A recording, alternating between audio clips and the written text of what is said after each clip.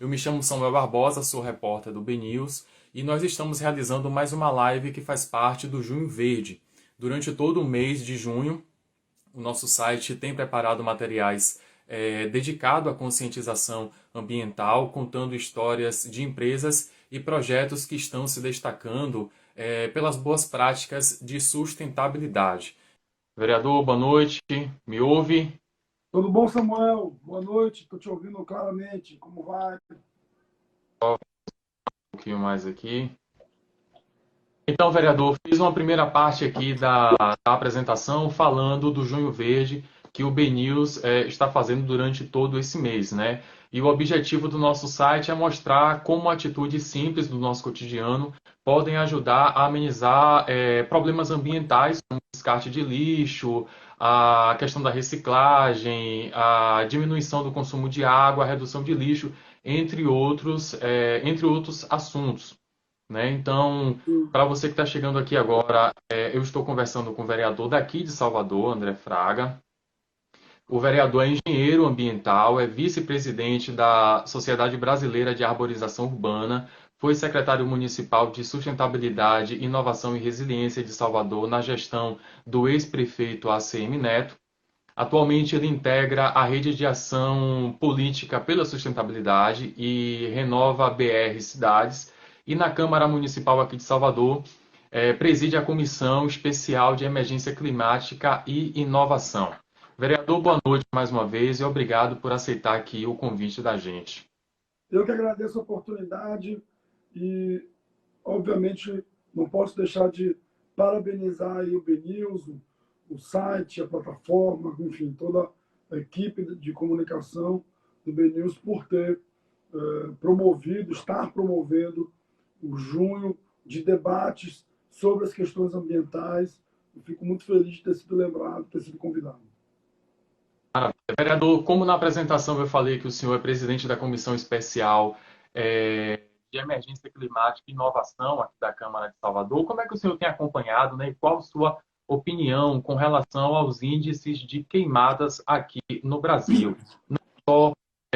Na área do Pantanal, na Amazônia, como aqui também bem próximo da gente, que é a Chapada Diamantina, que volta e meia tem algumas situações envolvendo essa questão de queimadas, né? Como é que o senhor acompanha e qual a sua opinião com relação a isso? A gente precisa dividir essa pauta das queimadas sempre em dois tipos, né? Duas ações.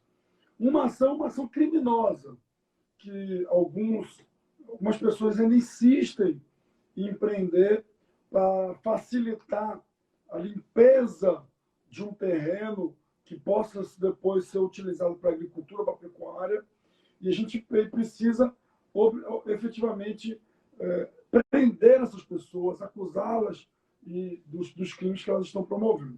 E existe uma outra ação como ação natural.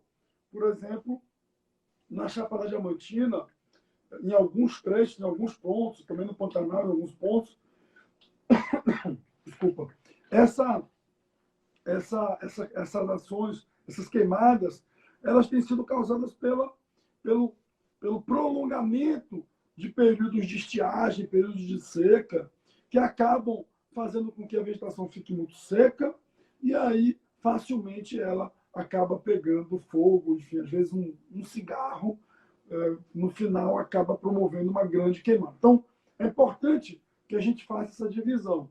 E essa segunda questão, ela tem sido muito potencializada pela mudança do clima, pela mudança climática do planeta, e é uma ação que nós, seres humanos, humanidade, temos responsabilidade. Bacana. A gente vai falar um pouquinho sobre essa questão das mudanças climáticas, mas puxando um pouco para a questão política, o Ministério do Meio Ambiente, volta e meia, ele é criticado por algumas ações e alguns posicionamentos, né, do seu ministro. Como é que o vereador tem acompanhado essa situação e qual a opinião que o vereador tem da atuação do Ministério com o meio ambiente? O ministro do Meio Ambiente é uma raposa cuidando de galinheiro. Né? Na prática, ele tem advogado para produtores, na verdade, madeireiros ilegais. Não é à toa que ele está aí sob um inquérito e suspeitas cada vez mais o cercando de uma forma que ele não vai conseguir se desvencilhar. Já jogou a responsabilidade lá no general, que é da Casa Civil, dizendo que foi ele que pediu, e para ele receber madeireiro ilegal. Mas, na prática, ele foi lá. Ele saiu de Brasília, pegou um helicóptero para verificar uma série de árvores que foram cortadas para tentar entender. Na verdade, se ficou claro que ele fez cometeu alguns crimes ali. E eu acredito que, infelizmente, para o Brasil, mais uma notícia ruim de um ministro sendo afastado por conta de crimes que ele deveria estar ajudando a combater. Né? Então, o Ministério do Meio Ambiente hoje, o ministro do Meio Ambiente, desarticulou todas as forças do IBAMA, ele desestruturou o ICMBio, que é a entidade governamental que administra as unidades de conservação, os parques do Brasil. E o Ministério do Meio Ambiente hoje nada mais é do que um grande carimbador dessas loucuras que o governo federal atualmente pensa sobre a questão ambiental. Mas mais perigoso, Samuel, desculpa, é que a gente está perdendo dinheiro com isso. Quantas empresas já estão se posicionando no exterior, dizendo que não vão comprar mais carne do Brasil, que não vão comprar mais alimentos do Brasil, porque o Brasil hoje é um país que não demonstra respeito às questões ambientais, que não demonstra vontade de fazer controle dos crimes ambientais. Então, essa mensagem que se passa para o planeta é muito ruim. A gente virou, na verdade, um grande pária na questão ambiental. Ninguém quer saber do Brasil. O Brasil está com a imagem manchadíssima no exterior. Vereador, voltando para a questão das mudanças climáticas, né, e puxando um pouquinho para isso aí que o senhor pode falar no encerramento dessa sua colocação anterior, qual o papel do nosso país, do nosso Brasil, no combate aos efeitos das mudanças climáticas? A emergência climática, Samuel, ela tem impactos em tudo. Não há uma área interessante, porque outro dia eu estava lendo uma matéria, um desses escritores famosos mundialmente, ele foi conhecido, ele foi convidado a fazer parte de uma conversa muito seleta de bilionários em uma ilha. E aí ele achou, pô, que legal, esses caras estão querendo, de repente, me ouvir para pensar coisas diferentes, né, para suas empresas, para seus negócios. E aí a pergunta que eles fizeram foi: com a crise climática, para onde é que a gente foge? E aí o cara falou: não tem para onde fugir. Qualquer lugar do planeta vai ser afetado. Qualquer um. Óbvio que quem tem mais dinheiro, quem tem mais grana, vai conseguir, de alguma maneira, segurar as pontas, né? Consegue resolver seu problema de outra forma. Quem não tem dinheiro vai sofrer, os mais vulneráveis sofrem. Então, vamos dar um exemplo bem objetivo aqui, para a gente entender o que está acontecendo já agora. A gente está vivendo a maior crise hídrica dos últimos 92 anos no Brasil. Não é isso? Parou de chover. O que acontece? A nossa matriz energética ela é baseada na hidroeletricidade, que são as hidrelétricas. Então, parou de chover. A gente também tem uma queda na produção de energia. Essa queda na produção de energia faz com que o governo precise acionar as termoelétricas. O acionamento das termoelétricas faz com que a energia fique mais cara. E aí a gente, no final das contas, está pagando uma bandeira vermelha patamar 2 na nossa conta de energia.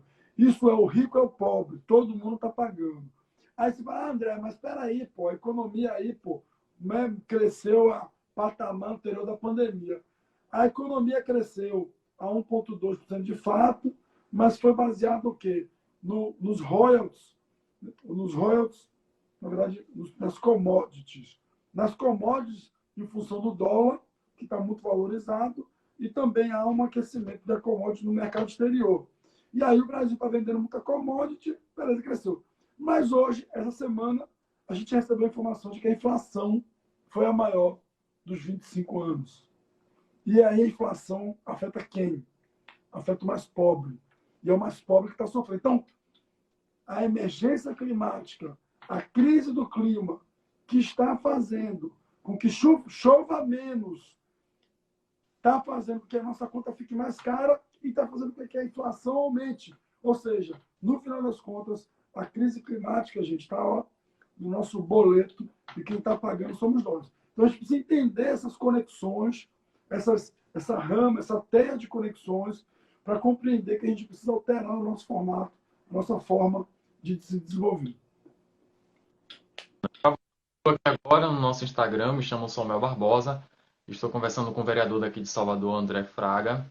Né, essa live faz parte do Junho Verde, né, que o BNews vem fazendo durante esse mês, que são lives e reportagens abordando a questão do meio ambiente, da preservação, da conscientização da população. Vereador, agora entrando um pouco no assunto reciclagem.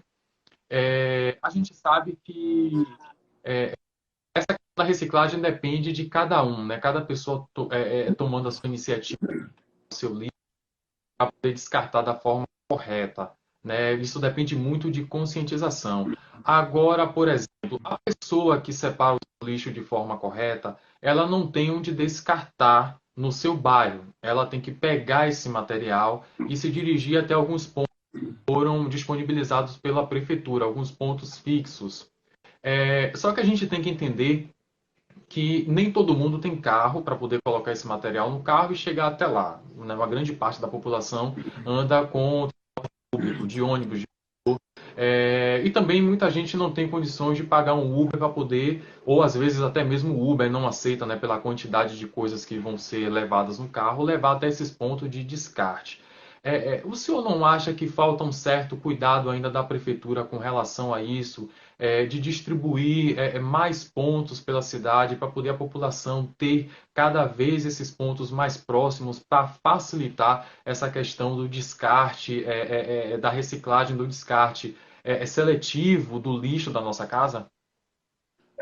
Eu acho que você tem razão em um certo sentido, Samuel, que eu acho que essa agenda foi uma agenda que a prefeitura, de fato, a cidade avançou pouco nos últimos anos.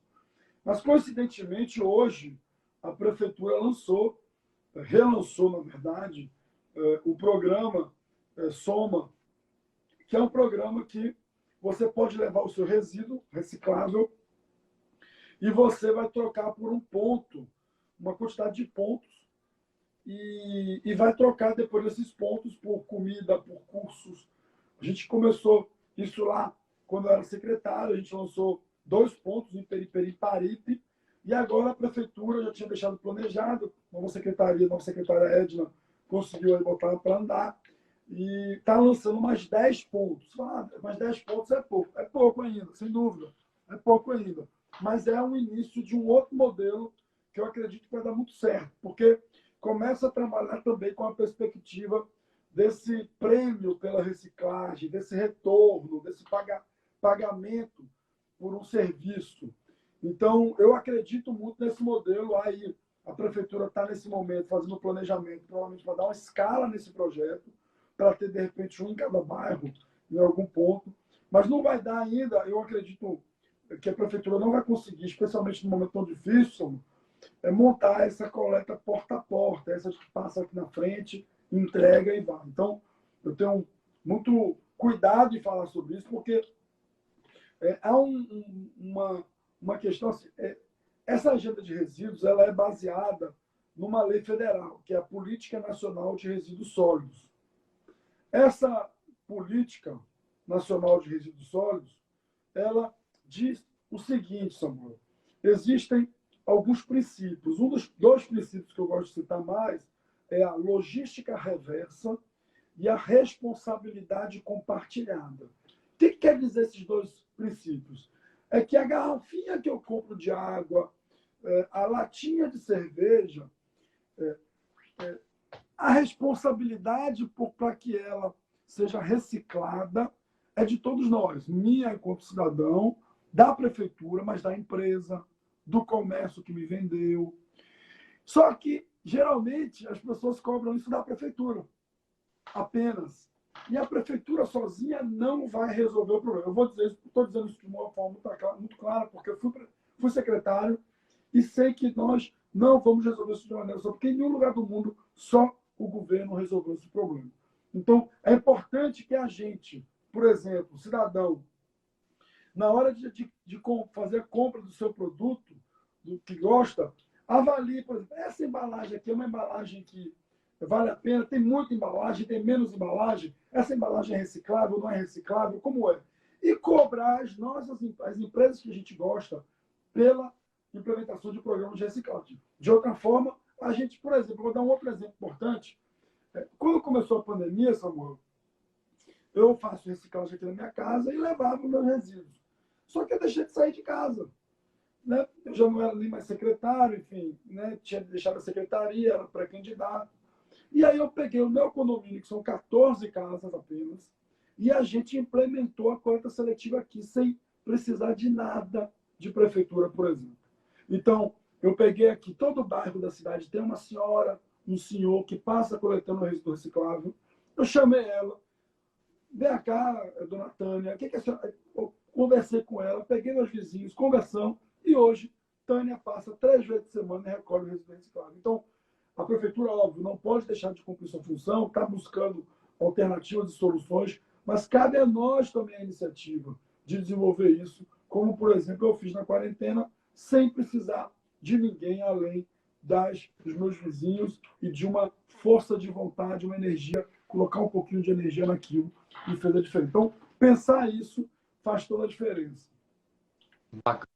Sobre essa questão de cobrar as empresas, eu só queria fazer uma observação que na semana passada eu entrevistei uma pessoa por telefone justamente para a gente falar sobre essa questão da reciclagem. Né? E ela deu um exemplo, né, que eu nunca tinha parado para observar. A gente, quando vai no shopping comprar uma camisa, existem algumas lojas que utilizam diversas embalagens para aquela camisa.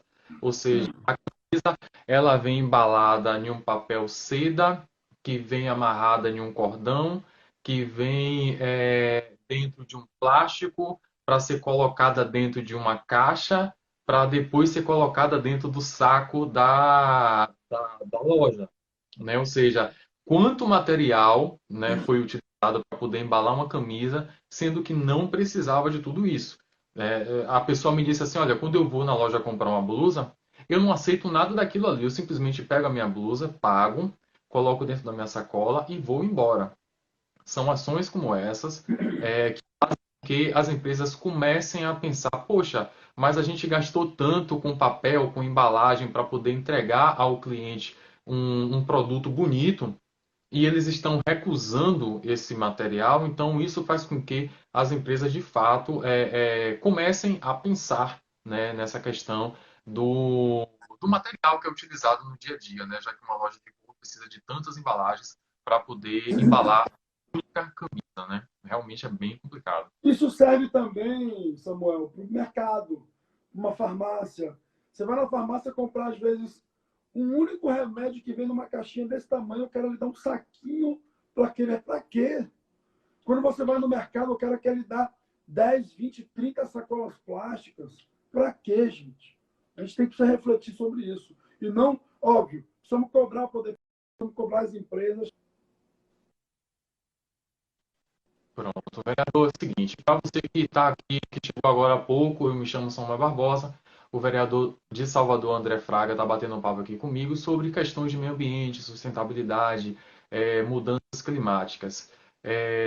Vereador, já puxando um pouquinho já para o fim aqui da nossa live, eu queria tocar em um assunto que também é uma bandeira que é defendida pelo senhor. Na última terça, o projeto que autoriza o cultivo medicinal de cannabis foi aprovado pela Câmara dos Deputados. Né? E essa é uma bandeira também defendida pelo senhor, porque eu vi que o senhor é autor de um projeto que propõe uma política municipal para o uso da cannabis para fins medicinais e distribuição gratuita. Explica um pouco para a gente, fala um pouco da sua opinião com relação a esse assunto, porque É um assunto que a gente sabe que determinadas doenças já foi comprovado, né? Existem alguns estudos que estão em andamento, que a substância ajuda em determinados pacientes.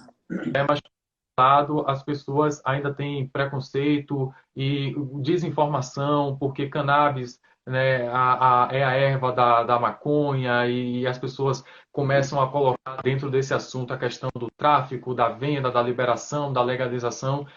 Fala um pouco para a gente, né, o que é que o senhor, o que é que o vereador pensa sobre esse assunto, né? Fala também do seu projeto, né? Qual é a sua visão com relação a isso? A minha ideia é que a gente possa promover a distribuição do CBD e derivados no SUS. O CBD ainda é um produto caro e muita gente precisa e não tem condições de acessar.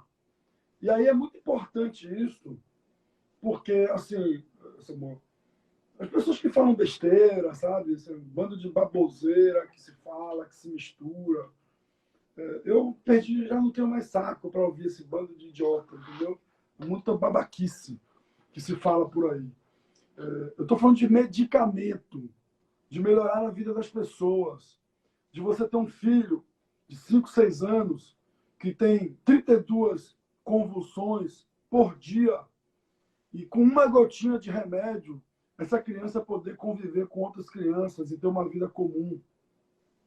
Eu estou falando até mesmo de alguns pets, cachorro, gato, que também passam por problemas. Estou falando de glaucoma, estou falando de gente que está se recuperando de um tratamento, né, de uma quimioterapia, de uma radioterapia, gente que está passando por Alzheimer, por esclerose múltipla, gente que está precisando melhorar de vida. E aí vem um bando de idiota falar que tem a ver com coisa de maconha, com maconheiro. Pelo amor de Deus, estamos falando de medicamento que já está cientificamente comprovado, mas não só isso.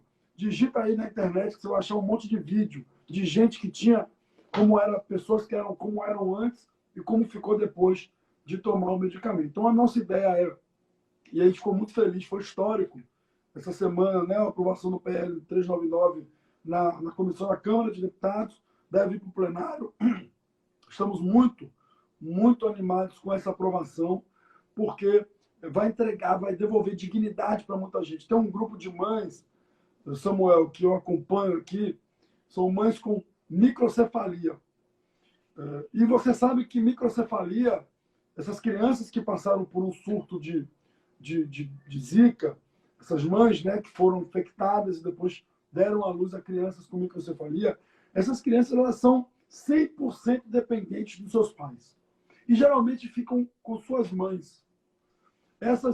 E muitas vezes elas são muitas mães pobres que têm essas filhas e que às vezes têm muitos desafios, porque o BPC, né, que é esse benefício de prestação continuada, ele é muito pequeno o valor. E elas passam por grandes desafios. E, por exemplo, a microcefalia pode ser tratada com CBD, pode ser amenizada com CBD, os problemas que a microcefalia apresenta. Só que custa R$ 500, R$ 400, R$ 300. Então, a ideia do nosso projeto é que o SUS, a Prefeitura, a Secretaria Municipal de Saúde forneça esse medicamento para famílias carentes que precisam melhorar a vida dos seus familiares que passam por esses desafios. Então, é uma vitória, a gente precisa comemorar uma vitória da ciência, da sociedade brasileira e das pessoas que precisam passar por tratamentos no nosso país.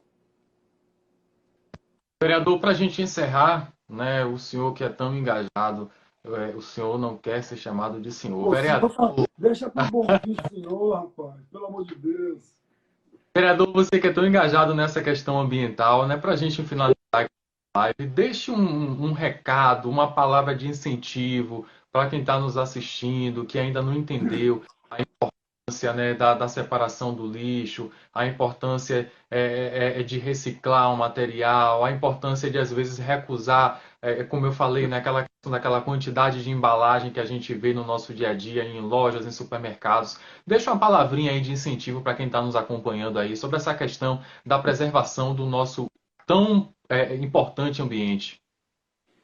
Palavra de incentivo é: vamos pensar que a gente, né, quem já tem filho, quem tem neto, vamos pensar que nossos filhos, nossos netos precisam de um ambiente saudável, qualidade de vida, mas não só eles, nós também. Eu tenho 37 anos, a medicina tem evoluído, a gente tem acesso à informação, e eu acredito que essa geração vai chegar lá nos 90, 100 anos. Então, eu ainda tenho pela frente uns 50 anos, talvez, né, se nada der errado daqui para lá. Imagina que daqui a 50 anos, gente, a gente pode estar vivendo um planeta quente, destruído, sem praia, tudo poluído, sem poder respirar direito. A pandemia que a gente está vivendo é só a amostra grátis do que vão ser os impactos gerados por uma verdadeira crise climática. Então, vamos começar, mete a mão na massa, planta árvore, recicla seu lixo, escolhe produtos que são ambientalmente amigáveis, que se preocupam com o meio ambiente. Como Samuel falou, vai comprar alguma coisa, deixa a embalagem, leva só o produto, não aceite o que você não precisa. Eu sempre falo, Black Friday, compre só o que precisa, gente. Não compre o que você não precisa.